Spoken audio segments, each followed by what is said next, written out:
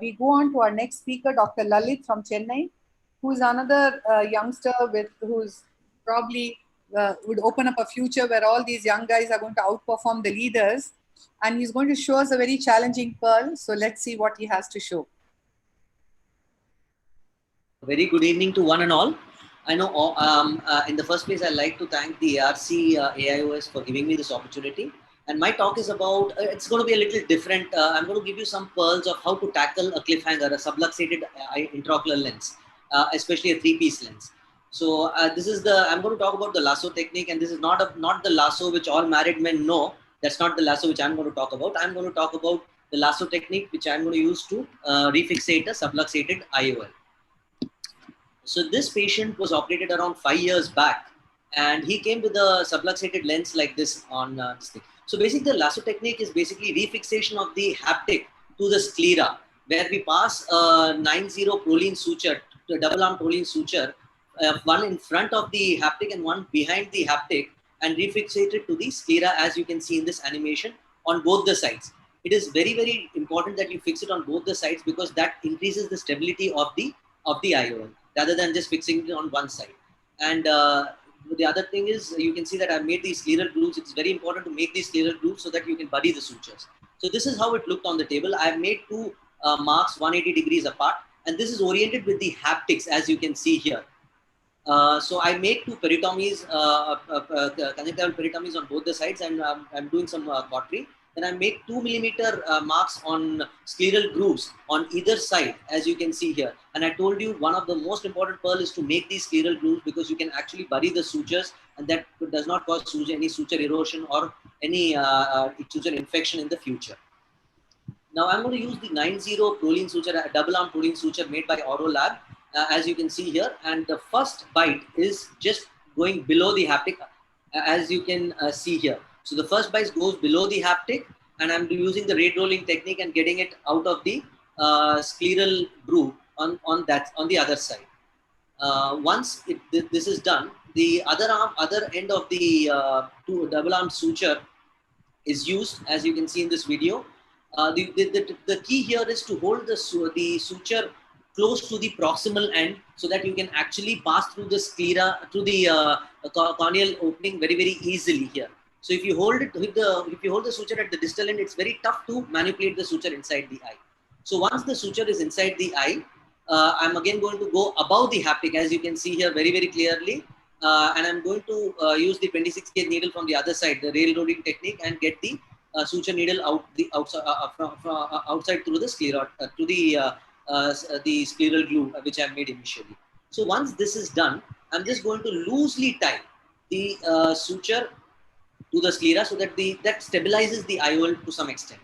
Now I'm going to repeat the same technique. I'm going to use the 9-0 Prolene suture and repeat the same technique. The first suture which goes below the haptic, as you can see here, and I've got it out of the scleral groove which I have made. And I'm just going to inject viscoelastic inside the eye whenever needed, so that it protects the endothelium whenever we are doing some maneuvers inside the eye.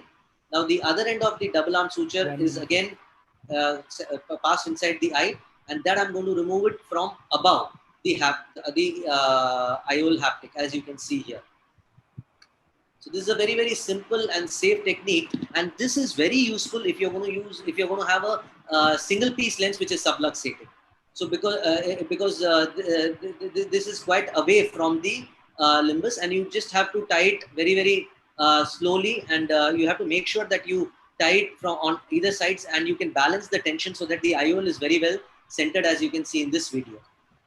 And once you are sure that the IOL is very well centered, you just use some triamcinolone acetonide, do a good vitrectomy, make sure there is no vitreous left inside the eye, and please bury the suture, as you can see in this scleral groove. If you find it difficult, make sure that you use a McPherson or a dialer and slowly bury the knot inside the sclera, and then you can suture the conjunctiva with the 8-0 suture, or you can use glue, or you can use cautery, whichever you are comfortable with. Thank you. Thank you, Dr. Lalit. I have a question for you and the expert panel. When it would be that we would consider doing a fixation like this, or when would you decide that we are going to remove the IOL and make it a glued or a SF IOL? Madam, Dr. Chitra, I think, some Two thoughts things. on this. Yeah. If it is a 3-piece IOL, okay, Mhm. then the chances of the haptic slipping through the knot, through the loop, through the lasso is more. I mean, with a single piece IOL, It's especially easier. if you have an IOL like the Acrisoft, which has a knob at the end, then it is rare. But if you have a 3-piece lens, then the chance of slipping is more. And if you have a lens without an intact bag, then the chances of slipping are more. With a bag which is fibrosed, then it may work. But the disadvantage, of course, here you're using Prolene, and after maybe 5 to 10 years, this patient is going to come back again with a dislocation. So it would probably be more prudent to use Gore-Tex to secure the lens.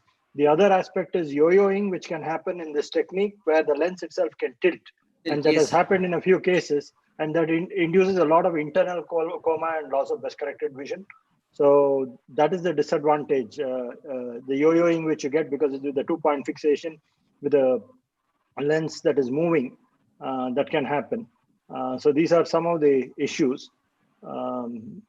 I think if the bag is not intact, if it's not fibrosed, then it's better to remove it and then do any sort of scleral fixation like a glued IOL or the 4-flange technique or the MNA.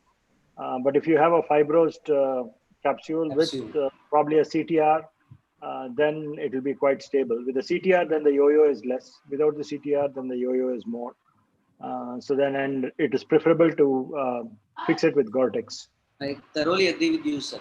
All the points were very, very valid. But this was it was a subluxated lens which was still in the pupillary axis, and it was very easy. And it's a single piece lens, so it was actually very easy to do this technique, and it doesn't take time. It's a very simple technique to follow. Yeah, I've done this technique before, presented it also a couple of times. But only thing is, over a period of time, after 10 years, you're still young. These patients will come back. I know, sir. Once the Prolene the patient is quite old, sir. He's 89, so I okay. hope he So you doesn't think come your back. Prolene is going to outlive the patient? Outlive the patient. That is what I felt in this particular patient. Thank you, Dr. Lalit. That was a wonderful video.